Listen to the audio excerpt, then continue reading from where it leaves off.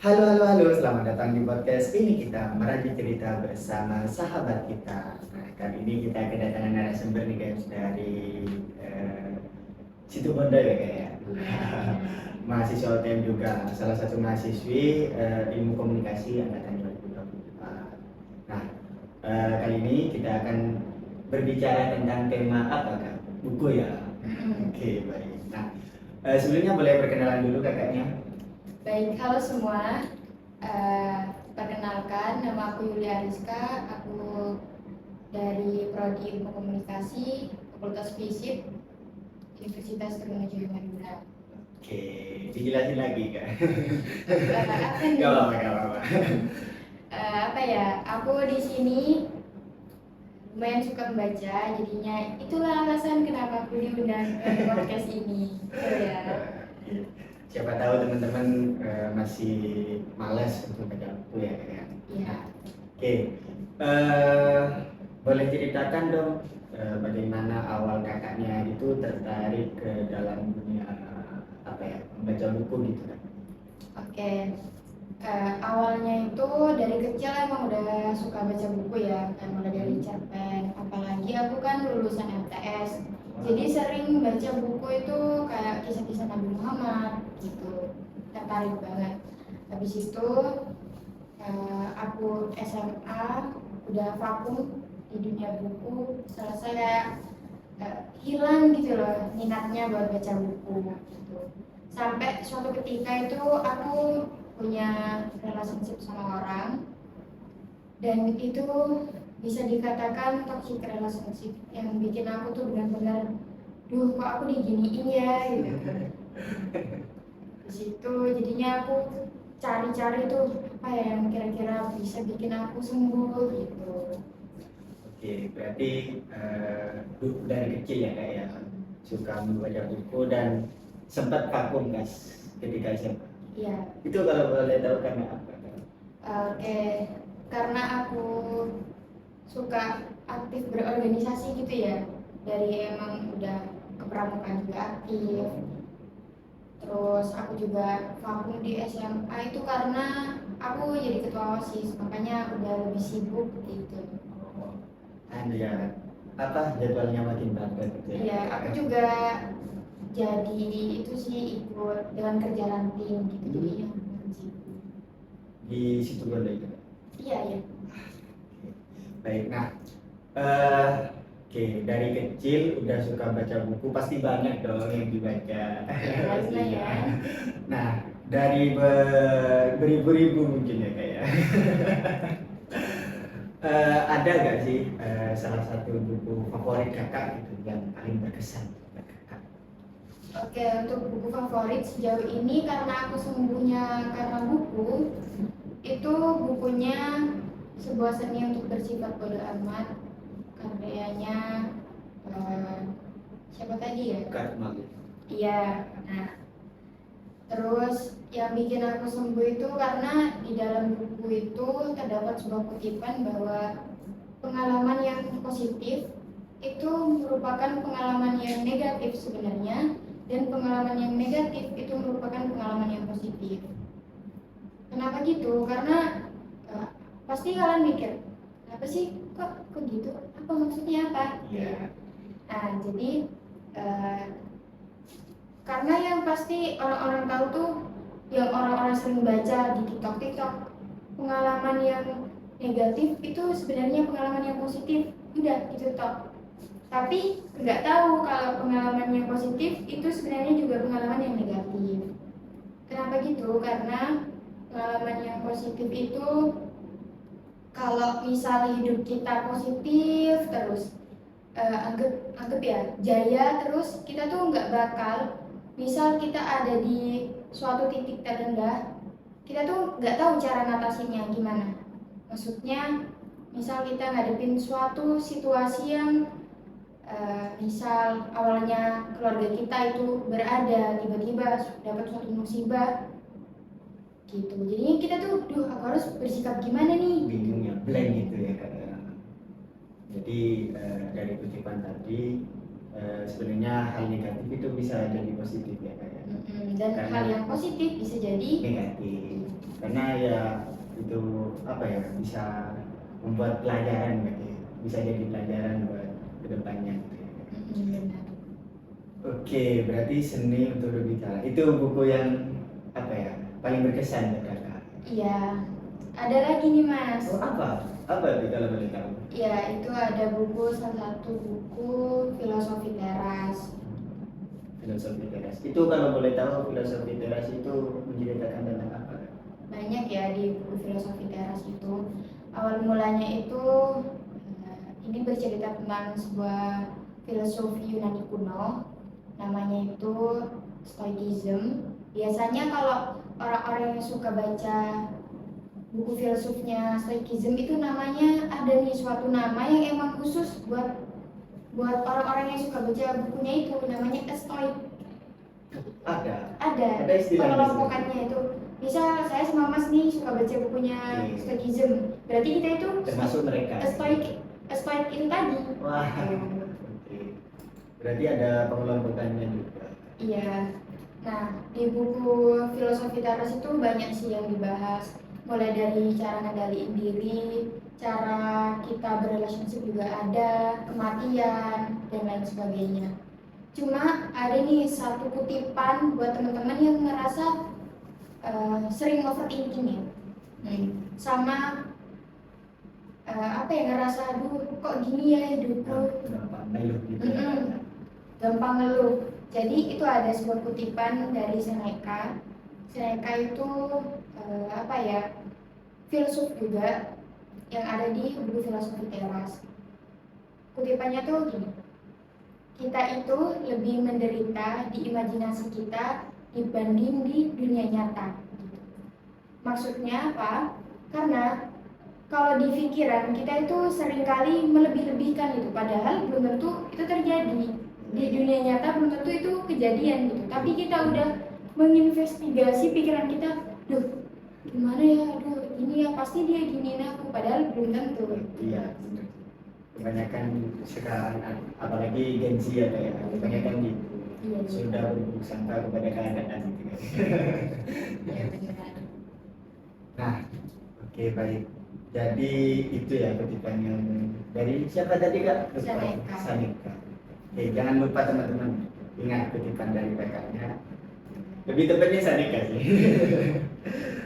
Nah, dari beberapa buku berkesan tadi, mungkin kakaknya pernah mengalami tantangan terberat dari kakak. Maksudnya tantangan apa ya? Kayak merasa bosan terhadap buku gitu. Pernah nggak? Tentu pernah banget. Makanya aku bilang tadi aku sempat vakum gitu. Aku juga ada tantanganku itu apa ya? Kadang aku baca buku, aku beli buku yang tiba-tiba aku beli nih, terus ternyata isinya tuh aku nggak suka gitu. Nah, jadi kan aku harus tertantang dong. Ini gimana nih caranya aku buat selesai buku ini gitu. Aku tuh pernah beli buku itu judulnya Mindset, karyanya Carol. Nah, itu bukunya berbicara tentang mindsetnya manusia. Jadi manusia tuh punya dua mindset mas. Pertama itu fixed mindset, pemikiran yang tetap, sama growth mindset, pemikiran yang berkembang. Nah, kenapa walaupun aku nggak suka sama buku mindset itu tadi, kenapa alhamdulillah ini udah selesai aku baca? Karena aku udah ditampar duluan sama fixed mindset tadi. Karena dijelasin kalau orang yang fixed mindset itu, mereka itu apa ya istilahnya, suka menunda-nunda gitu tuh, suka nge-skip halaman-halaman buku, kayak duh bosan langsung aja segini. Nah, aku tuh gimana nih, di bukunya udah gak dibolehin kayak gini, jadi aku harus selesain. Kalau harus diselesaikan. Selesai tapi lama mas. Meskipun gambut gitu ya. Nah, boleh juga sih. Tapi kok bisa gitu kakaknya seperti itu, padahal anak-anak zaman sekarang ya, itu males banget namanya baca buku. pakai gini. Kan sekarang ada e-book ya, ada e-book juga. Tapi kenapa aku lebih milih buat tetap bacanya itu di secara buku langsung gitu, manual. Karena kalau menurut aku kita tuh baca di e-book tuh terganggu gitu. Bisa aja tiba-tiba halamannya kena scroll atau enggak dapat notif dari klik notif, bukan notif, jadinya apa ya, kita tuh terganggu kan bacanya, nggak fokus. Itu yang nggak aku suka. Sama kalau kita baca di e-book walaupun itu gratis ya bacanya, tapi dengan cara kita beli buku di Gramet, kita kan ngebantu penulisnya gitu loh. Dia udah bikin buku, kita setidaknya menghargai dia gitu, makanya kita harus beli bukunya. Aku kayak gitu sih. Oh, berarti masih ada kan seperti itu. Kasihan kepada, bukan kasihan, lebih tepatnya menghargai ya kan? Iya, benar. Kepada para penulis. Nah, di sela-sela kesibukan kampus nih, gimana sih kakaknya bisa baca buku sampai tamat?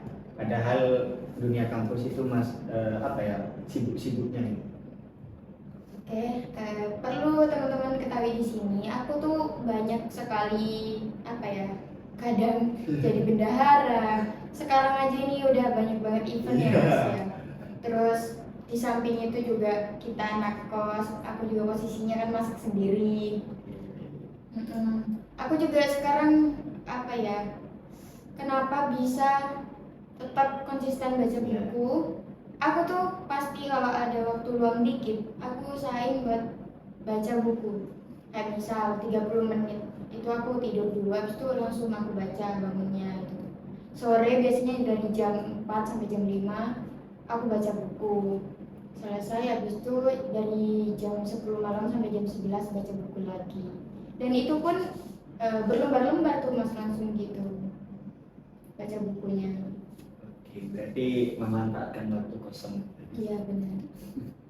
Tapi zaman sekarang itu susah kan? Apa karena pemikiran kita ya? Bagaimana gak Mungkin fixed mindset tadi ya. Oh, fixed mindset. Gitu. Oke, baik. Karena mungkin mereka itu kembali ke yang katanya Seneca, bahwa pikiran mereka terlalu berlebihan gitu tentang buku. Gitu. Pasti mereka belum baca aja udah, enggak sih bukunya enggak menarik, enggak usah dibaca mungkin gitu. Dan perlu teman-teman di sini ketahui bahwa biasanya orang yang nggak suka baca buku tuh ngelihat buku tebal itu udah tebal, males, atau enggak lihat dibuka bukunya terus ngeliat banyak kosakata tuh pusing gitu, banyak kan kayak gitu kan. Tapi bagi orang yang suka baca buku itu, kita baca buku itu kayak seolah-olah kita tuh ngelihat dunia gitu loh, yang nggak ada di kehidupan nyata kita, tapi ada di buku. Selaras dengan istilah buku adalah jendela dunia gitu ya kayak. Iya benar. Ngomong-ngomong itu ya tentang selaras tadi, di buku Filosofi Teras itu juga dijelasin gimana cara kita hidup selaras dengan alam. Itu ada babnya juga. Ada babnya. Ya, hidup selaras dengan alam itu maksudnya bukan berarti kita harus mendaki, harus naik gitu, enggak. Seni bertahan hidup. Bukan gitu, tapi lebih ke gimana cara kita hidup menggunakan nalar. Pikiran sama nalar itu berbeda. Jadi mungkin itu PR buat teman-teman ya, cari nalarnya tuh. Gimana itu cari nalar? Baik, berarti yang di stoikisme buku apa tadi ya? Filosofi Teras. Oh, Filosofi Teras dijelaskan bahwa ada seni untuk bertahan untuk bertahan hidup ya. Ada juga loh Mas, itu di buku Filosofi Teras itu malahan kita itu dianjurkan untuk walaupun kita orang kaya misal, kita itu seharusnya hidup layaknya orang yang miskin, hidup dengan kesengsaraan gitu. Karena kalau kita hidup dengan cara yang sederhana tadi ya, itu kalau misal kita ada di situasi yang tidak memungkinkan, jadi kita udah tahu gimana cara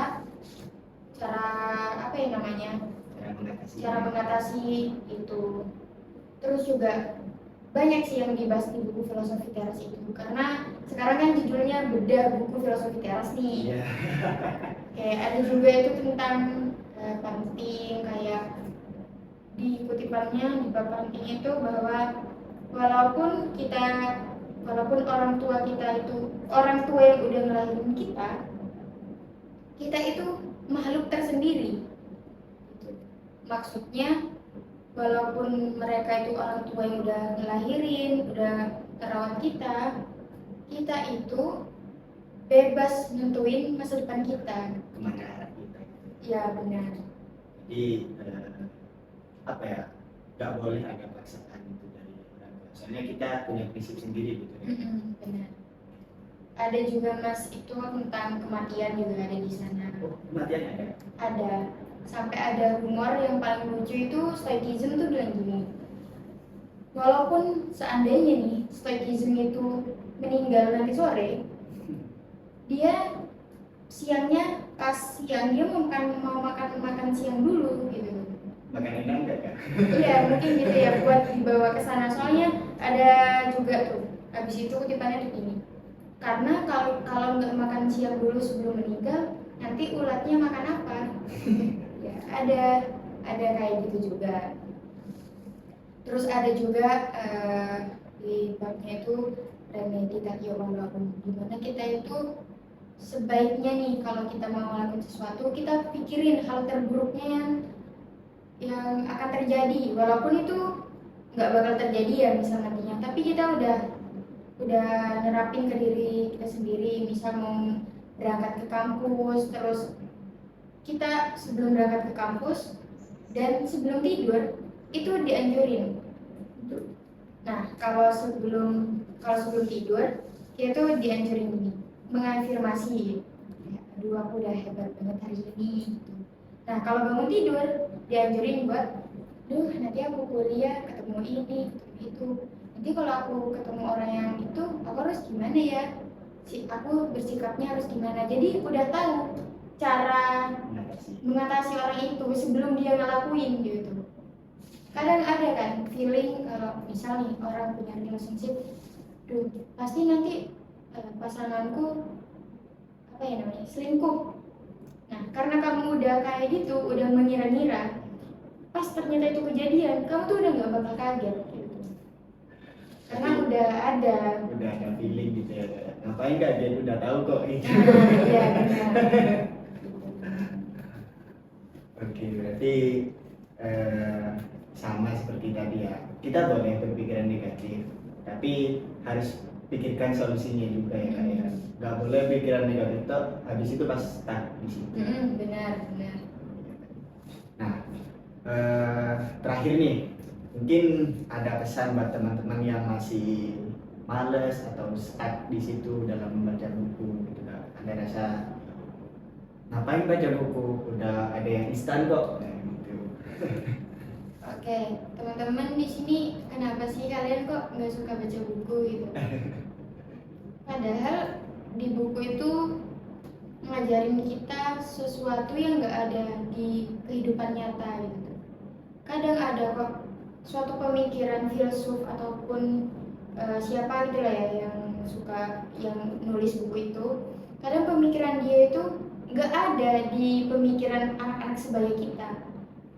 Jadi kita bisa nerapin pemikiran mereka yang benar-benar udah bagus, udah matang banget nih pemikirannya, buat kita terapin ke diri sendiri. Gitu. Berarti kita perlu mengasih pikiran. Iya benar. Sekarang kan zamannya udah apa ya? Banyak negatif terjadi di mana-mana gitu. Iya. Mental health itu menurut aku karena pikiran mereka tadi, karena Seneca kan bilang bahwa pikiran tuh sering melebih-lebihkan gitu. Makanya oke, terima kasih ya Kak ya sudah menyempatkan waktunya dan bersedia menjadi narasumber pada acara kita atau sahabat kita. Nah, jangan lupa baca buku Filosofi Teras karena di dalamnya sangat bagus seperti yang disampaikan oleh kakak. Aku Setiawan pamit undur diri. Sampai jumpa di podcast selanjutnya. See you.